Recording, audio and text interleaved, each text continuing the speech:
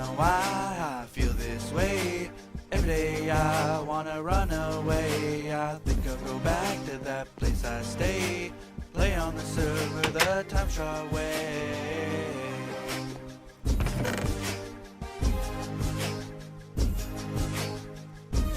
Hello, people. It's Poet, and I'm back on TimeShot. I need another chest for clay, like just for hardened clay.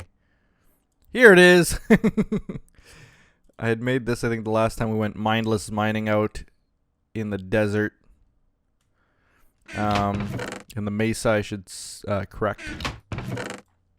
And I guess that's what I'll use it for, but it's too bad that there's just so much hardened clay in here of different varieties and colors and stuff, and it's just, I don't know. What am I even saying? I don't need it. Oops, I took all those slime blocks. I should give them back to Fabe. I'll put those aside for the next time I see Fabe. If only, it would be cool if I could leave myself like little notes. I guess I could.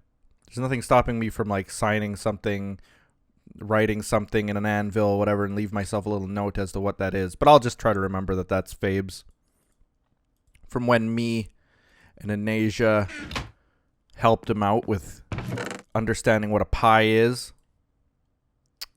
Sandstone. Sand. Okay. I'm organizing things. Today, I wanted to work on that back wall a little bit. You know the one that I'm talking about. If you don't, I'll show you in a second. Don't need that. And let's fill up on ender pearls. Let's just do like that. Oops. What am I doing? There we go. Got the 2. So this is all that my inventory is. Like, this is it. That's it. I need to find where I've put the armors and stuff. I think, yeah, here's the Jake scrubs. At least part of it. The chest pieces here. Boy, it's really damaged. I don't think I can repair them either. If I take these things off. Yeah, I just put it in there and it already says too expensive. Too expensive and 17 levels to fix the protection for pants. That's a great helmet. That's a really good helmet. That's a good chest piece. Man. Okay, so if I wanted to repair the pants, it's going to be 17 levels. I feel like I should just go and make new. You know? And I want to get new picks, because obviously, like that, this is it. This iron pick is all that I've got. I think Anasia gave it to me. Rubber booties! Look at how great they are. Can I repair them? 34 levels. 34 levels. Wait a minute. What if I use like just repaired 33 levels? It's still a lot. Okay, I'm heading to the end. That's all there is to it. I've just got to get stuff. Got to get picks. I don't have any at all, do I? Let me just double check that. That's why I came back down here and then I forgot.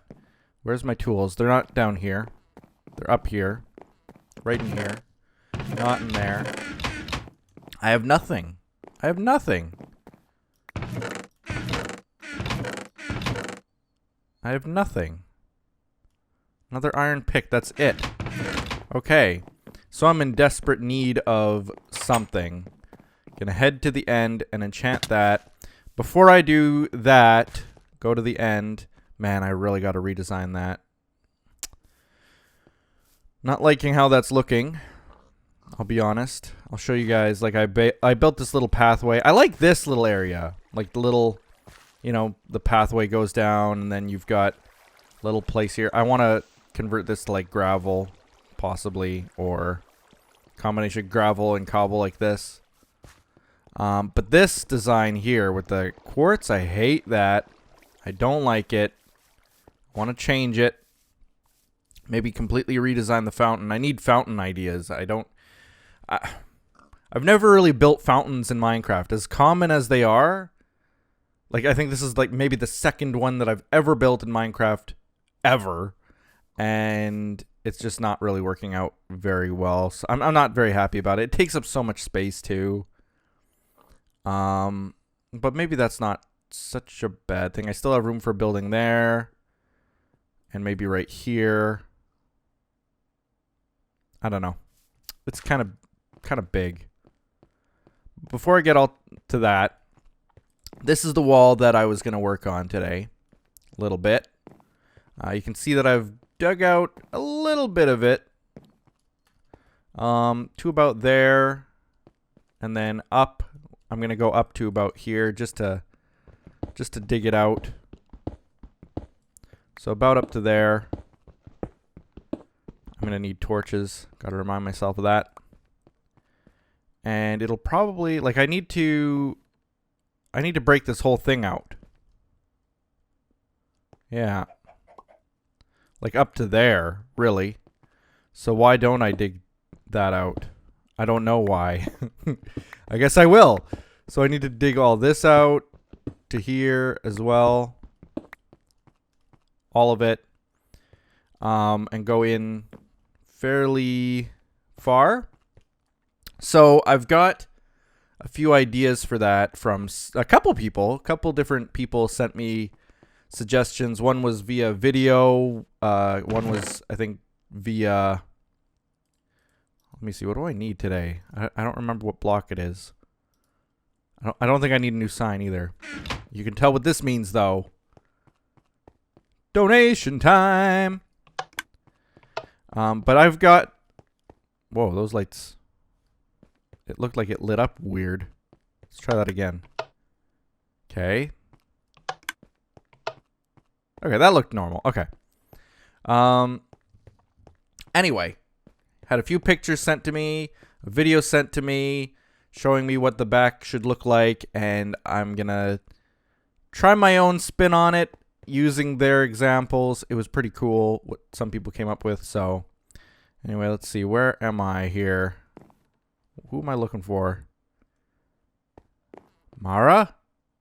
Mara donated? I didn't know that. I guess I should have known that. But I didn't know that. Let's go into... Oop. Eat. And I have something to talk about today, too. So, I gotta get the ball rolling here. Okay, here we go. This one right here. $75. This is changing. This is changing, everybody. Okay.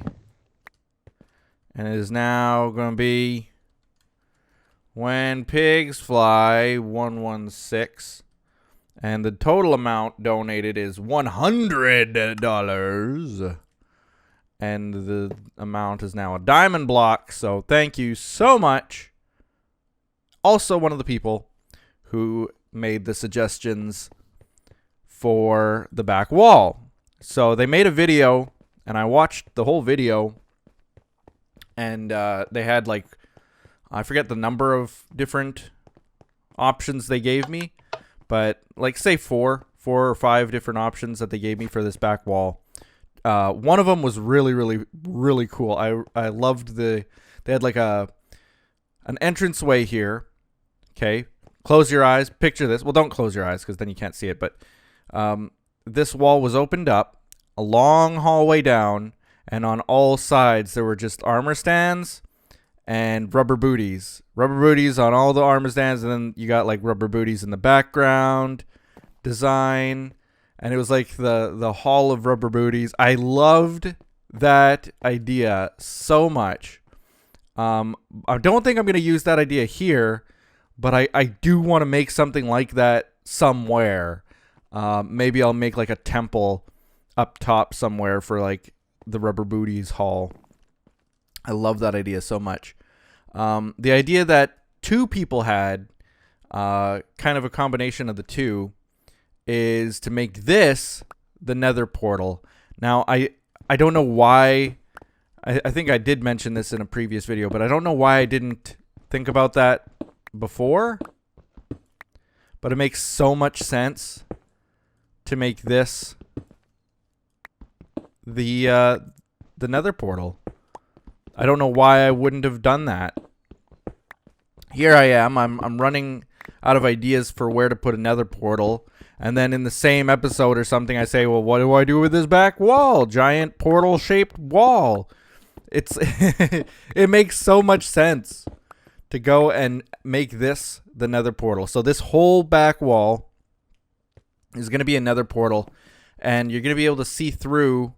And this will all look like the nether. You know, typical what people do in Minecraft is they make the nether out of the nether portal. But the problem that I have is that I want people to be able to see it. Okay? Like, I really like the idea of having people see it. The one idea was to use like a purple glass, stained glass, purple or magenta stained glass in this spot. It must have been purple. It was definitely more purpley than the magenta that I'm using over there. Or is that purple?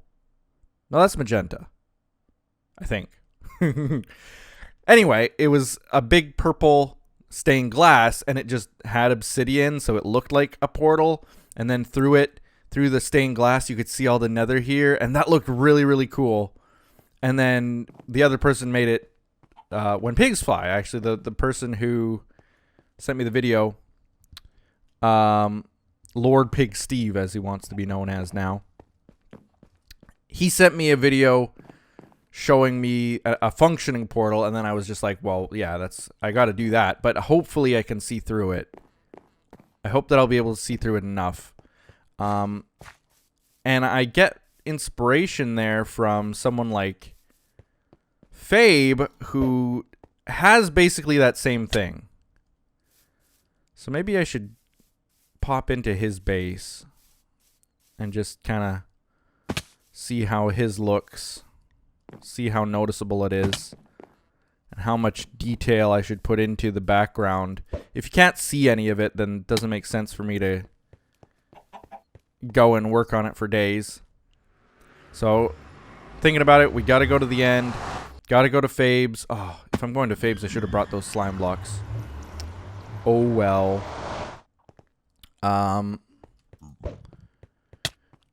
Got to go to Fabe's, got to go to the end, and then got to work on that thing. And then I still want to talk about this thing that I wanted to talk about. Maybe I should just save up this topic for the next time when I have nothing else to do in the episode. But then that would be kind of boring. Oh, okay. Here we go. Here it is right here. So he's got a massive portal. And you can see that behind his, he's also got the nether look to it. But you see, you can barely see it.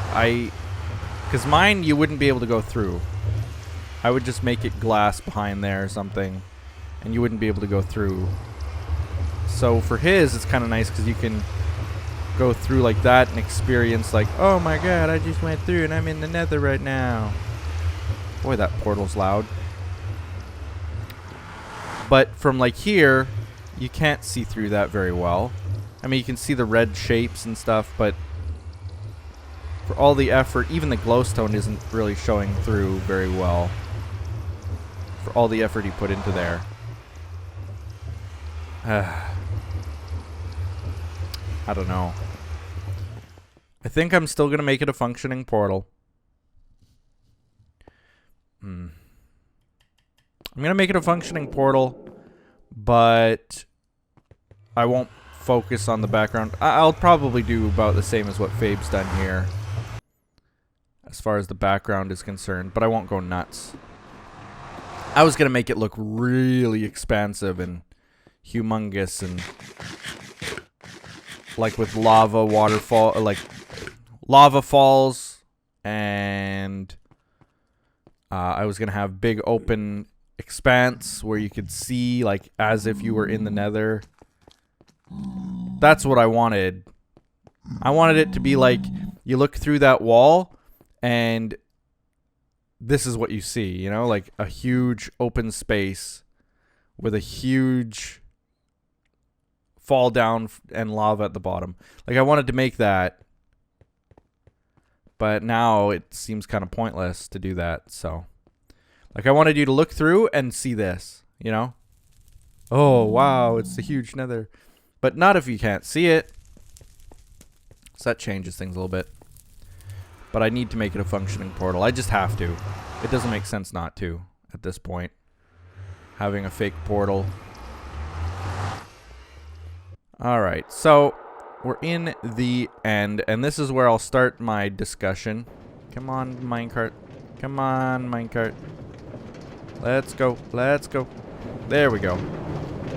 Turn off my sounds. Friendly creatures and players. Okay. So today I actually was watching a video. Not today. I wasn't watching the video, but earlier this week I was watching a video, and it got me thinking about this topic. It was kind of an interesting infographic. And the infographic, if you don't know what an infographic is, it's basically just like a statistical, informational video showing you what's going on in the world of worlds, you know, about a topic. An infographic can be about any topic. This one in particular was about war. I'm running out of food. I might have to slaughter some of you, cow. I may. Anyway, this one was about war and how statistically we are actually in the most peaceful time in our history as a planet. As a human race, I should say, not as a planet. Let's turn off the hostile creatures. Okay. So this guy did a video. It wasn't on Vsauce. I forget what channel it was on YouTube that I watched this video on, but I think a fairly popular one where they do, you know, factual information like Vsauce does. I can't remember which it was, but it was kind of interesting that this video was saying that, yeah, you wouldn't think it, but we are living in the most peaceful time as a human race, essentially. And we're due for a major war fairly soon in this century. I think they said that we've got like another 40 years or something to make through. And if we can make it through those 40 years, then maybe war is done forever kind of thing. Like major wars are done forever. That's, I think, what their hope was. Is that like, as humans, we've had enough of war. We've been able to get through our differences a little bit easier. Look at this. I'm gonna need so much more food than what I've got. Where do I get food? I came all the way here and I don't have food. I'm gonna starve to death. Okay, well, let's just keep going. Okay, 30 levels. Here we go. But to a lot of people, that wouldn't make sense, does it? Like, how can we possibly be in the most peaceful time in our history? I mean, it doesn't make sense. There's wars going on everywhere, you know.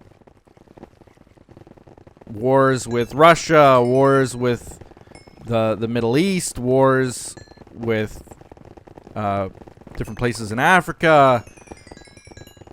It's just crazy. How could you ever say that we're living in the most peaceful time? There's wars everywhere. But the guy kind of showed that, you know, because of things in our past, like colonization and... Oh, where's... Yes, there we go. Things like colonization, which just doesn't happen today. Ooh! Ooh, that's a good pick! I got lucky. Colonization. Yeah. Britain colonizing the entire known world, essentially. And not just Britain, but You had the French and the Dutch and the Spanish and the... Well, everyone. Everyone who had a... What would you call it? Modern civilization. I don't know if that's the right term for it that I should use, but they all wanted to colonize what they believed was their rightful place, you know, for whatever reason. Ooh, look at the... Oh, yeah, there we go. An efficiency 4 Silk Touch and efficiency 4 Fortune Pick. Those are like the 2 picks that I broke. I've just gotten them both back. Oh, that's so awesome. So good. And I need 33 levels, I think it was. Fix the rubber booties, which I will do. I will get now. But colonization wasn't just the major reason that we had wars and genocides and fighting and killing and all that. But religion was a huge part of it. Still is, but was much more prominent. If you look at, like, well, there's so many different examples throughout history of religious wars, which just today you would never ever hear about. Too expensive. Wrong way around. There we go. Oh, yeah. And that was... How much to fix these? 17 levels? Let me just check. Double check. So why is it that we don't have these wars anymore? And one of the biggest reasons was... what was the right term? Democratization, I think was the right word. I'm trying to remember. That might not be what it is, but basically the fact that we're all democracies now in the world. Not all countries, obviously. Communism's still pretty big in a few countries, and other forms of government still exist all over the world. Even dictatorships, if you can believe it. But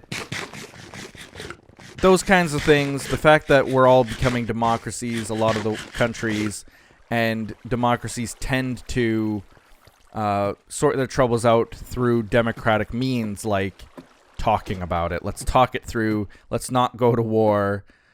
That certainly helps the fact that we don't have war anymore. So, I'm not going to be statistical, obviously, in any of this. I'm not a statistician.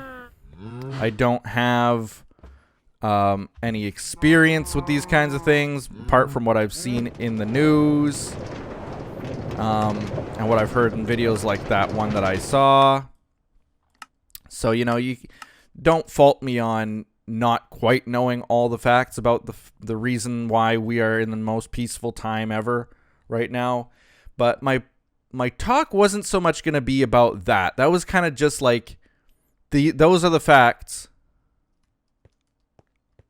Those are the facts. Now, why is it that we all think that we're living in a very war-torn time? Because, I mean, yeah, there are lots of little wars going on right now. Lots of them. But it's not like we're in a... It's not like we have a world war going on. And it's not like I can even foresee one being... There's not going to be one happening in the foreseeable future either. I mean, it's funny to say, but like even if, let's say the worst case scenario ever is that all the countries in the world, in the UN, not in the world, but in the UN, decide that, yes, we are going to go after Russia. We're not going to sit on our hands here.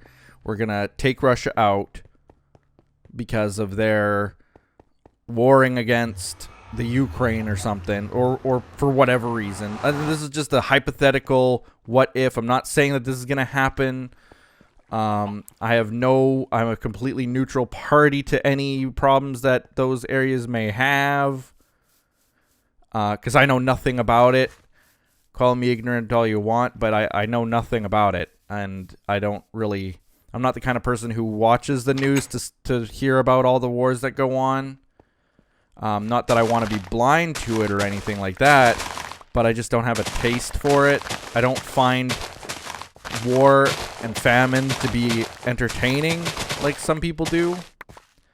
And I know that it goes on, and I wish it would stop. I know that for the most part, I'm powerless in that. So I don't focus on it. I don't watch the news obsessively to know what's going on where. I just know that it's a problem. So anyway, I'm using it as a hypothetical. So let's say tomorrow the countries all went to war against Russia and bombs were thrown back and forth, what have you. I still think it wouldn't be on the scale of our previous world wars, where mass genocides happened and atrocities against humanity happened, like on a major scale. I don't think we'll ever see something like that again.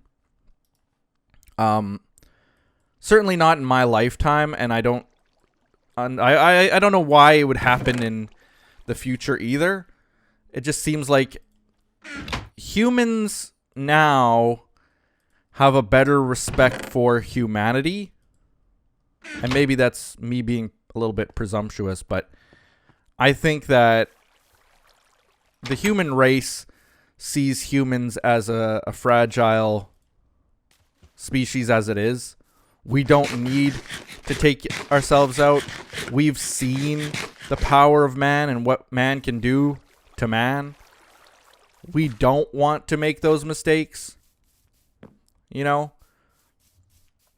We know that if we attack another country, another population, and do humongous damage to it, that the repercussions affect us as well. So I don't see that kind of thing happening. I think that we will remain a fairly peaceful group.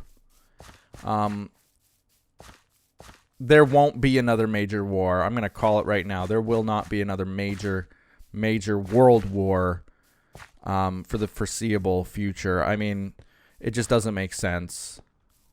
Especially when we have people like me who are free to say things like this. You know, whereas in the past, you wouldn't even have protesters or people who would be opposed to war.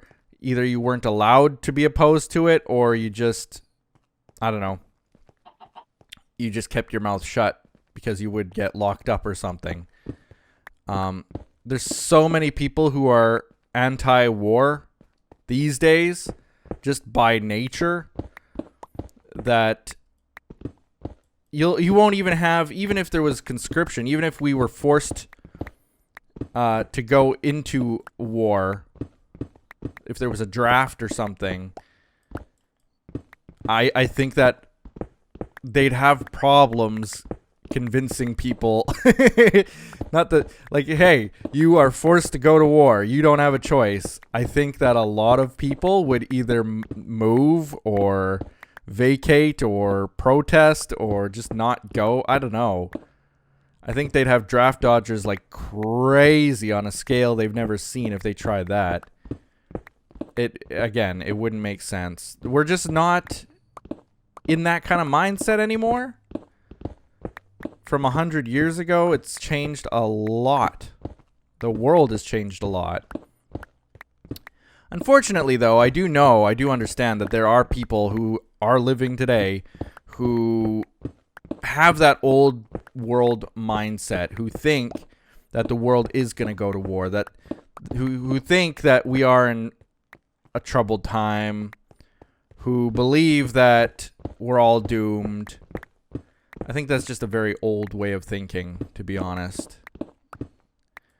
And there's no reason, nobody can convince me of a reason why I should be concerned. I mean, maybe you could try. But I'm telling you, I mean, we're not going to have a repeat of the Spanish Inquisition here. I just don't see that kind of thing happening. Colonization is not going to suddenly be a thing again, you know. So I think we're living in a pretty peaceful time.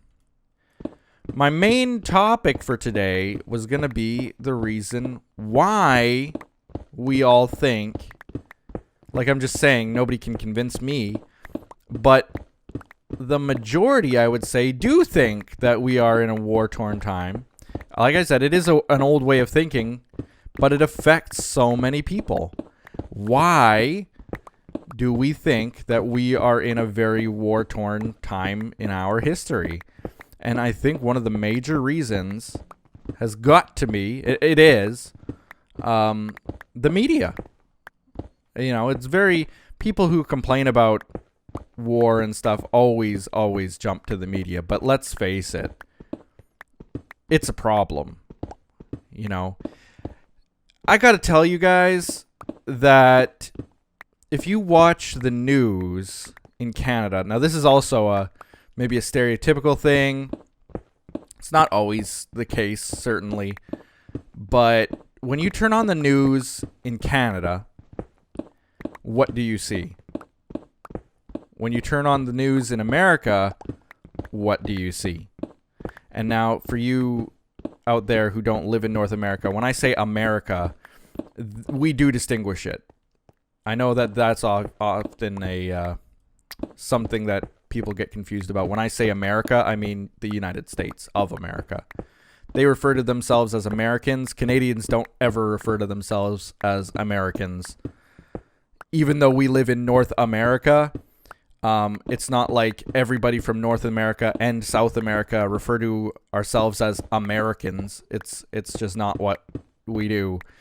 The United States of America, they call themselves Americans. I don't really know why they got the claim on the word America, but they did, and nobody really protests that. So let me say again, the news in Canada compared to the news in America is completely different. Night and day different. And we're talking local news. I'm not talking, you know, a national news thing like CNN. But certainly it would also have huge differences to our national news network. Say I was watching a Canadian news network like CBC National. They might talk about wars and things like that, but not to a humongous extent. For the most part, it's a lot of politics, and then they do mix in the political problems of other countries in there, definitely natural disasters and the like. So we do have those kinds of news reports. But like even on the local news, here's the big difference. I think it's definitely local. Because what's the kind of news that somebody watches every single day? For the majority of people, it's going to be local news. They tune into the local news much more than they would tune into the national news. So what got me thinking about this, as some people may know, we've got the FIFA World Cup going on right now for you football/soccer fans out there. The women's division's going on. And they were interviewing on the local news. I tuned into the local news, and they were interviewing an American couple with their 3 daughters who were here basically following the American team through Canada. And it had nothing to do with soccer or the family itself or anything, but I started thinking, like, that would be kind of neat. Like, here I am, my family, we're all the way, I think they were from, like, Arizona, let's say. They come to Canada, and it's such news. Hey, we've got Americans in our city, that we actually, our news team interviewed them and they were going to appear on the news. So I thought about them then sitting in their hotel room and watching the news, and about how just so exciting that would be. You know, I can't even imagine it. They must be just so thrilled by that. Imagine going to a country and you're on the news for no other reason than you're from another country and you're here because of something that we've got going on. You know, that was our news.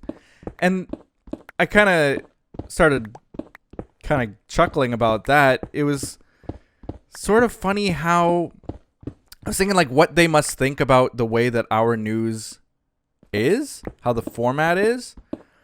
Because immediately after that story about the Americans following their soccer team, it went to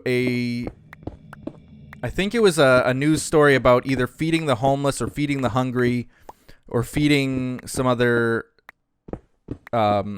impoverished group in the city. And after that, it was a story about another very lighthearted thing, like, you know, I don't know, a new dog park going in or something like that. Let's just say that it was that. Something very lighthearted. And about how, when you watch the local news here, I often joke that, you know, if a rain cloud went by today, that would be a major story. And that's kind of the case. It seems dull when you're here. But to other countries who their local news, I have one of my favorite channels is actually a local station in Boston, and I watch it every day. I would say I watch it every single day. It's a local Boston channel. So I watch it every day because there's a lot of sitcoms and shows on there that I enjoy watching. Even if it's just for the Seinfeld reruns or something like that, right? When there's nothing else on. Is this deep enough? I think I should go a little bit deeper. So I'm going to get some torches and I'll be right back down there. So anyway, I sometimes catch the local Boston news. Now, I'm not saying this is just the case with Boston. I've also seen the local news in Rochester, New York. I've seen the local news in LA. I've seen the local news in Chicago. I mean, I've seen a lot of local news, even if I'm just traveling, let's say. I've seen the local news. And it is a stark contrast to the local news in Canada. You see gang violence. You see car chases. You see muggings. You see shootings. And that's just the top of the hour. And then it gets no better after that. It's very almost a depressing attitude. Where they'll have their major news story is following some serial murderer that just got captured or, you know, something in their court trials. And it's always depressing. And like I say, it is very stereotypical to think that Canada doesn't have its fair share of depressing news either. But the media, especially in the United States, perpetuates this violence. It's entertaining to people. It's what they want to watch. And so they focus on it. But the fact that they focus on it definitely makes it appear, this is my main point, it makes it appear that things are worse off than they actually are. I'm not saying that things aren't bad in a lot of places, but if you're thinking that it's bad because of what you heard on TV, then I'm sorry to say that, you know, it's only because the TV is focusing on it. There's a lot of good that goes on in the world. Tons of good.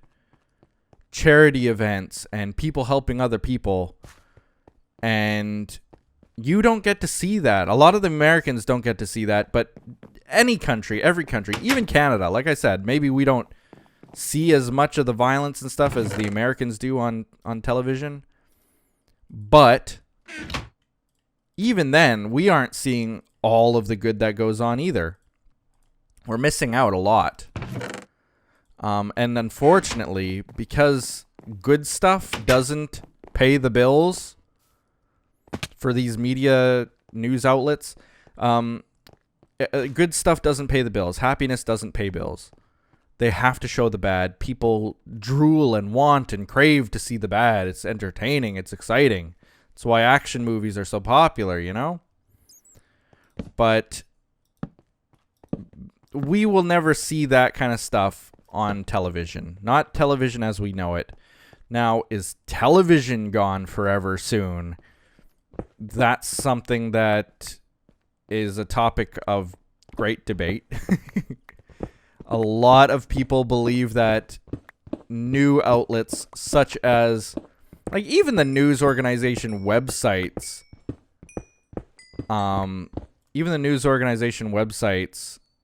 are overtaking the local news and television in general. YouTube itself has done a pretty crippling blow to a lot of television networks, and or the television networks are starting to embrace it. Like late night TV, someone like Jimmy Kimmel or Jimmy Fallon, one of the two late night hosts, or I don't know who else I could mention. Did you hear that Stephen Colbert is coming back? So could be him. Whoever. They're syndicating their stuff onto YouTube, and the views that they get, I can tell you right now that they are making good coin. They are making bank on just playing these videos, little clips of their show on YouTube. So why then would they even really need the huge ratings on television, you know? I think that's about as far back as I need to go. As far back as I can remember. I always wanted to be a gangster. Man, I've been watching Goodfellas. I've been watching so many mob movies lately. I don't know why. I'm just in a mob kick. Talk about a violent history. But anyway, I think that's going to be my talk for today. I'm already getting off topic and talking about news in general and television's demise and all that. That's a different topic entirely. But I just wanted to put that bug in your ear, that little food for thought, that little, the world isn't as violent or destructive or as war-torn as we all think that it is. And why is it that we think that it is? The best reason I can think of is that the media is at fault for putting those kinds of things in the forefront for ratings. It's unfortunate that they do that, but they do. And that's all that I really wanted to talk about. That's all that I wanted to say. But I wanted to kind of maybe open your eyes a little bit and get you to think a little bit. Say, oh yeah, maybe we aren't as war-torn as I originally thought. Maybe we are fairly peaceful. Maybe war is ending. And for more on that, you can check out those videos on YouTube. There's probably a dozen of them, not just the one that I watched, who get very statistical and can give you the hard facts about why we are no longer a war-torn world. But it's all very interesting to me. I'm very happy to see that the world is changing and that we should be proud of ourselves, the fact that we can come to different agreements and resolve our differences without killing. Killing just seems to be such a Neanderthalic way, a prehistoric, I don't know. It's so uneducated way of solving a difference. Oh, he doesn't agree with me, I'll kill him. Oh, they have our land, kill them to get it back. It's just such a, I don't know. If you can't talk through it and you have to resort to war, that just seems so ancient way of thinking. Go back to your prehistoric Neanderthal ways. I don't know. That's all that I have to say about it. And with that, we're going to end the episode there. Thank you very much again to to Lord Pig Steve, as he wants to be called, When Pigs Fly 116 on the sign, who now is up to $100 donation. 50% of all donations goes directly to charity. I'm pretty sure I updated this in a video that we raised $1,600 for the Turtle Survival Alliance charity organization, helping endangered species of turtles and stuff. Really, really, really fun and awesome thing too. I appreciate every single person who came out to donate to that. In only that case, I'm not getting any of that money. Actually, the donations that you guys give to the room down there, I haven't been keeping any of it. I haven't in a long, long, long time. I make enough money as it is to live off of, and all of those donations essentially go directly to charity. I can't remember the last time I used any of that money for anything that I purchased. If anything, I would only use up to 50% of it, and I haven't needed to in a long time. So, with all that said, if you guys want to donate as well, the link is in the description of TimeShot videos only. And that's all that I have to say today. We'll see you next time on TimeShot. We'll be seeing ya. Bye-bye.